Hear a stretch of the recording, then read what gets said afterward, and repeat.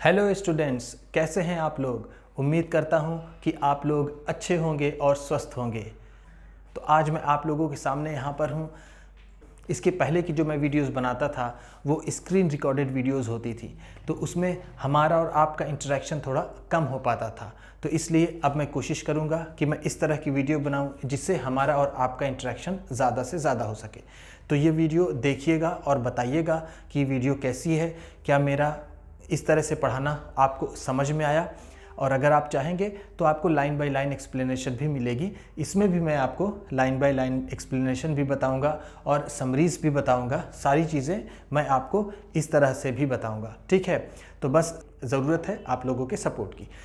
आज मैं जो चैप्टर पढ़ाने वाला हूँ वो है पोएम है आपकी द रोड नॉट टेकन, जो क्लास 9th की बी हाइव का चैप्टर नंबर 1 की पोएम है, ठीक, जिससे आप लोग अच्छे से परिचित होंगे, ठीक है। तो उसके बारे में हम पढ़ेंगे और ये बुक बिल्कुल आपके सामने है, इसीलिए इस बुक को भी हमने लगा दिया है जिससे आपका ध्यान लगातार बना रहे, ठीक है। तो चलिए शुरू करते हैं।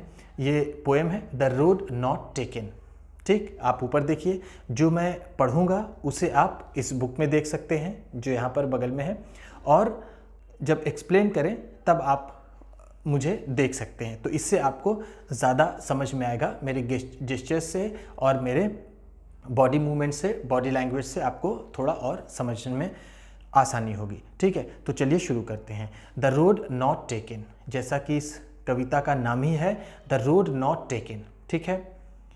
वो रास्ता, वो सड़क, वो पथ जो नहीं लिया गया, ठीक है, जिसे चुना नहीं गया, ठीक है। जो इसके राइटर हैं वो है रॉबर्ट फ्रॉस्ट। रॉबर्ट फ्रॉस्ट का कहना है कि वो रास्ता जिसे इन्होंने चुना ही नहीं, ठीक। अगर रास्ता चुना होता तो उसकी बात दूसरी होती, लेकिन यहाँ पर उस रास्ते की बात है जिसका चुनाव किया ही नहीं गया। तो इसके बारे में हम लोग देखते हैं। तो जो शुरू में है इंट्रोडक्शन में वो ये है, this well known poem is about making choices. ये जो मशहूर पोएम है, वेल नोन का मतलब क्या है, जानी मानी या फिर मशहूर poem, is about making choices, ये अपने चुनाव करने के बारे में है, ठीक है। चॉइसेस का मतलब क्या है, चुनाव करना, ठीक। सिलेक्ट, जिसे हम इंग्लिश में कह सकते हैं सिलेक्शन। तो ये चुनाव के बारे में है, ये जानी मानी पोएम। एंड और द चॉइसेस दैट शेप अस, और ये उस चुनाव के बारे में, उस फैसले के बारे में जो हमें आकार देती है, यानी जो हमारे करियर को बनाती है, जो हमारे भविष्य को बनाती है, जो हमारे भविष्य पर प्रभाव डालती है। ये उस तरह के चुनाव की बात है, ठीक। ये उसके बारे में कहा जा रहा है। Robert Frost is an American poet. Robert Frost एक अमरीकी पोएट हैं, एक अमरीकी कवि हैं। हु राइट्स सिंपली, जो बहुत साधारण तरीके से लिखते हैं, बट इंसाइटफुली, लेकिन उसका बहुत गहरा मतलब होता है। इंसाइटफुली का मतलब क्या है, जिसका बहुत गहरा मतलब हो, डीप मीनिंग, ठीक। About common and ordinary experiences, जो बहुत ही कॉमन, बहुत ही सामान्य और बहुत ही साधारण अनुभवों पर आधारित होती है, बेस्ड होती है, ठीक है। इस तरह से हमने देखा कि रॉबर्ट फ्रॉस्ट एक अमेरिकी पोएट हैं जो बहुत ही साधारण चीज़ों को बहुत ही गहराई से लिखते हैं। वो ऐसा लिखते हैं साधारण चीज़ों की भी जिसका बहुत गहरा मतलब निकलता है, ठीक है। तो चलिए अब हम लोग बढ़ते हैं उस पोएम की ओर। अब पोएम में क्या है, जैसे मैं रीडिंग करूँगा आप ध्यान लगाए रखिएगा चैप्टर पर, ठीक है, जो पढ़ा जा रहा है। इससे आपका प्रोनाउंसिएशन भी इम्प्रूव होगा और भी आपकी रीडिंग भी अच्छी होगी, ठीक। Two roads diverge in a yellow wood and sorry I could not travel both and be one traveller long I stood and look down one as far as I could to where it went in the undergrowth, ठीक। तो ये two roads diverge in a yellow wood, दो रास्ते जाते थे, ठीक है। To road diverge, diverge का मतलब क्या है, कट जाना, अलग हो जाना, ठीक है। दो रास्ते जाते थे इन अ येलो वुड, ठीक है, पीले जंगल में, ऐसा हम कह सकते हैं। पीला जंगल कब नज़र आएगा, जब पत्तियां पीली हो सारे पेड़ की, ठीक है, पतझड़ का मौसम हो, और जब the time when tree shades it's leaf, वो समय जब पेड़ अपने पत्तियों को गिराते हैं, तो हम कह सकते हैं कि वही समय था। तो वो जो जंगल था दूर से देखने में बिल्कुल येलोइश नज़र आ रहा था। तो वहाँ से दो रास्ते जाते थे। एंड और sorry I could not travel both, और मुझे अफसोस है इस बात का कि मैं दोनों पर नहीं चल सकता। ये बिल्कुल स्वाभाविक सी बात है, कोई भी दो रास्ते पर एक आदमी नहीं चल सकता, ये बिल्कुल स्वाभाविक सी बात है। इसीलिए ये पोएट भी कहता है कि मुझे इस बात का अफसोस है कि मैं दोनों रास्तों पर नहीं चल सकता। एंड बी वन ट्रेवलर, और एक यात्री होने के नाते, एक यात्री होने की वजह से लॉन्ग आई स्टूड, मैं वहाँ काफ़ी देर तक खड़ा रहा। यानी जब वो डाइवर्जन पर पहुँचा, जहाँ पर दो रास्ते अलग होते थे, वहाँ पर पहुँचा और एक यात्री होने के नाते वो खड़ा रहा काफ़ी देर तक। लॉन्ग आई स्टूड, लॉन्ग का मतलब यहाँ पर क्या है, काफ़ी देर तक, आई स्टूड मैं खड़ा रहा। And look down one as far as I could, और मैं एक रास्ते को निहारने लगा। ठीक है, लुक डाउन का मतलब मैं देखने लगा, निहारने लगा। वन यहाँ पर किसके लिए है, रास्ते के लिए, कि मैं उस रास्ते को देखने लगा, निहारने लगा। As far as I could, जहाँ तक मैं उसे देख सकता था। ठीक है, जितनी देर तक वो इंतज़ार कर सकता था पोएट, उतनी देर वो खड़ा होकर के उसने देखा, और जहाँ तक देख सकता था उसने वहाँ तक उसे देखने की कोशिश की। As far as I could, जहाँ तक मैं इसे देख सकता था मैंने वहाँ तक इसे देखा। इसका कहने का मतलब ये हुआ। To where it bent in the undergrowth, और जहाँ पर ये मुड़ गई। ठीक है, बेंट का मतलब क्या होता है, ऐसे बेंट का मतलब होता है झुकना। ठीक है, जिसे हम बो कहते हैं, और यहाँ पर हम कह सकते हैं इट बेंट इन अंडरग्रोथ, जहाँ पर फिर ये जंगल की तरफ, घने जंगल की तरफ ये मुड़ गई। ठीक है, अंडरग्रोथ का मतलब जहाँ ज़्यादा पेड़ हो, जहाँ ज़्यादा घना हो पेड़ों का जो झुरमुट हो, वहाँ पर ये मुड़ गया। ठीक, ये रास्ता। तो अभी तक ये रास्ते को रख करके यहाँ पर ये बात की जा रही है। आगे हम इसके और भाव को समझेंगे और इसके अर्थ को अच्छे से समझेंगे। ठीक है, आगे है, ये दूसरा पैराग्राफ है, देखिएगा।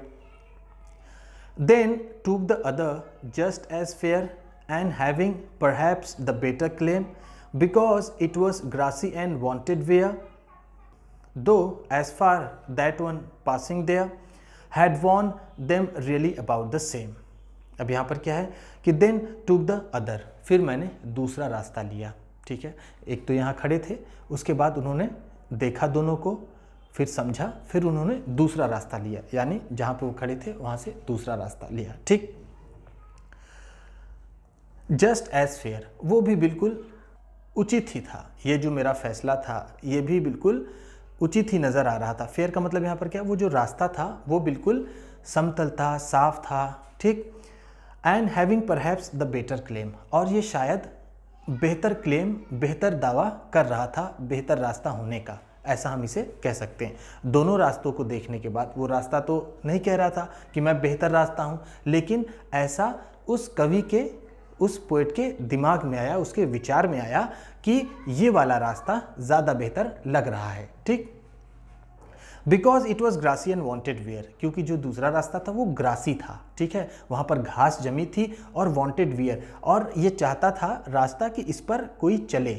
अगर हम शब्द की बात करें तो ये मतलब निकल के आ रहा है, लेकिन हम इसे समझेंगे कि उस रास्ते पर ऐसा लग रहा था कि ज़्यादा लोग अभी नहीं चले हैं, और उसकी जो ताज़ा घास है वो बिल्कुल साफ नज़र आ रही है। ठीक है, यानी उस रास्ते को अभी लोगों ने ज़्यादा इस्तेमाल नहीं किया है। Though as far that the passing there, और जहाँ तक वहाँ से लोगों के गुजरने का सवाल है, had want them really about the same, वो दोनों की जो इस्तेमाल है, वॉन जो है यहाँ पर शब्द, उसको हम कहेंगे यूज्ड। ठीक है, कि उस रास्ते को जो यूज्ड किया गया है वो दोनों का बराबर है, हम यहाँ पर ऐसा कह सकते हैं।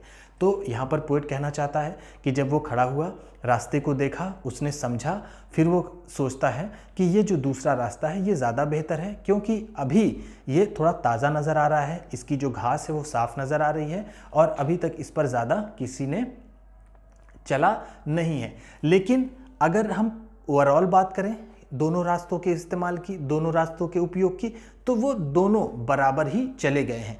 एट अ टाइम, उस वक्त जब पोएट ने देखा उस रास्ते को, तब वहाँ पर वो रास्ता कम घिसा हुआ नज़र आ रहा था, कम चला हुआ नज़र आ रहा था इस लाइन के हिसाब से। ठीक है, और वैसे बात करें ओवरऑल तो फिर दोनों बराबर ही थे। ठीक,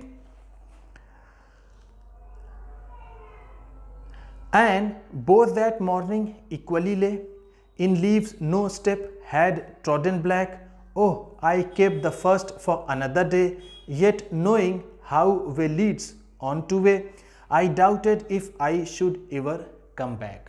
यहाँ पर पोएट कहते हैं कि and both that morning equally lay, और उन दोनों सुबह में जब मैंने उसे देखा तो बिल्कुल समतल था। ले को हम यहाँ पर कह सकते हैं, ऐसे तो ले का मतलब होता है, ये लाई का सेकेंड फॉर्म है, इसका मतलब होता है पड़े रहना, लेकिन हम यहाँ कहेंगे जो रास्ता नज़र आ रहा था वो बिल्कुल सुबह एकदम बिल्कुल बराबरी, दोनों में बराबरी थी। ठीक।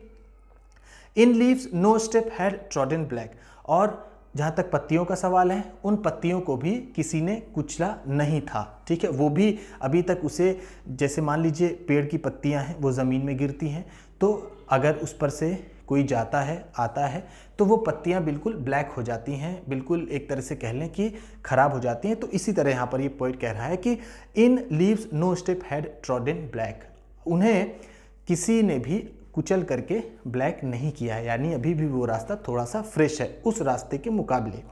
ओ I kept the first for another day, और मैंने जो दूसरा रास्ता है उसे किसी और दिन के लिए रख लिया। Yet knowing how way Leeds one two way, ये कहता है कि ये जानते हुए कि ये जो रास्ते हैं ये कैसे लीड करते हैं, कैसे होते हैं, ये जानते हुए भी मैंने इस रास्ते को अगले किसी दूसरे दिन के लिए रख लिया। अब ये यहाँ पर ये जो कहा जा रहा है कि yet knowing how way leads on to वे का मतलब क्या है कि जानते हैं कि एक रास्ता अगर चलता है तो वो जाके दूसरे रास्ते से मिलता है, दूसरा तीसरे, तीसरे से चौथे, तो इस तरह से वो अनगिनत रास्तों में चला जाता है। तो यही वो पोएट कहना चाहता है, मैं जानता हूँ कि मैं दोबारा कभी इस रास्ते पर नहीं आ पाऊँगा, क्योंकि एक रास्ता जब अगर आपने पकड़ लिया तो फिर आपको दूसरे रास्ते पर आने का मौका नहीं मिलता है। इस बात को समझते हुए भी अपने आप को समझाने के लिए पोएट कहता है कि मैं इस रास्ते पर फिर कभी आऊँगा। ठीक। आई doubted if I should ever come back, और मुझे इस बात पर शक भी था कि शायद ही मैं कभी वापस आ पाऊँ। ठीक। इसमें पोएट कह रहे हैं कि मुझे बिल्कुल यकीन भी नहीं है कि मैं आ पाऊँगा, फिर भी मैं जानता हूँ कि रास्ते हैं, अगर मैं एक पर चल गया तो मुझे दूसरे पर आने का मौका नहीं मिलेगा। तो हम इसको ऐसे कह सकते हैं। ठीक है, चलिए देखते हैं, लास्ट पैराग्राफ है। ठीक है, देखिएगा। I shall be telling this with a sigh somewhere ages and ages hence, two roads diverge in a wood and I took the one less travelled by and that has made all the difference. अब ये कहते हैं कि I shall be telling this with a sigh, ये बात, मेरा फैसला, जो मेरी चॉइस थी उसके बारे में मैं कभी बहुत दिनों बाद, एजेस जब बहुत समय बीत जाएगा तो किसी को मैं बता रहा हूँगा, ठंडी सांस लेकर के, गहरी सांस लेकर के। ठीक है, विथ अ साई का मतलब क्या है, सांस लेकर, यानी इत्मीनान से। ठीक है, यहाँ पर ये साई का मतलब होगा आराम से बता रहा हूँगा मैं किसी को।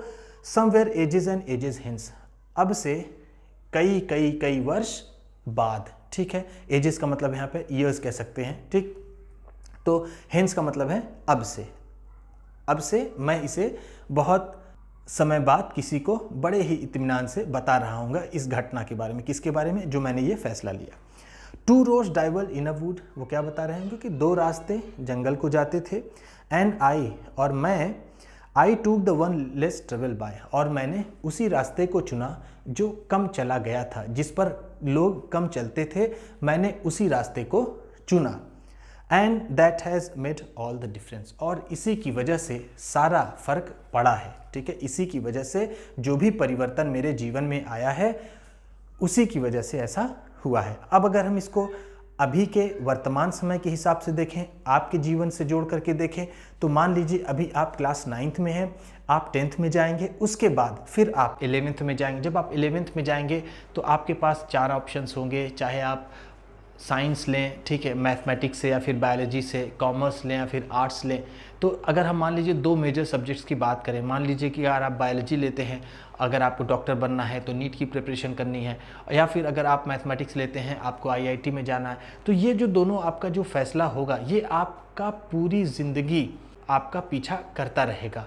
ठीक है, तो इससे आप कभी भी चाह करके भी फिर आप इसे बदल नहीं पाएंगे। ठीक है, आगे चलने के बाद। तो इस तरह से हम अगर कहें तो ये भी आपका ऐसा फैसला होगा जो आपके करियर को शेप देगा। ठीक है, जैसे ऊपर लिखा गया है, द चॉइसेस दैट शेप अस। ठीक है, कि वो फैसले जो हमारे करियर को बनाते हैं, हमारे भविष्य पर असर डालते हैं, हमारे भविष्य का निर्माण करते हैं, हम इसे ऐसा कह सकते हैं। वीडियो अच्छी लगी हो तो लाइक ज़रूर कर दीजिएगा, ठीक है। अगर आप भी किसी को बताना पढ़ाना चाहते हैं तो शेयर कर दीजिएगा। चैनल पर नए हैं तो सब्सक्राइब कीजिएगा और बेल आइकन भी ज़रूर दबाइएगा। आपके सब्सक्राइब करने से आपको मिलेगी और अच्छी क्वालिटी की वीडियो और हमें मिलेगा हौसला। Thank you.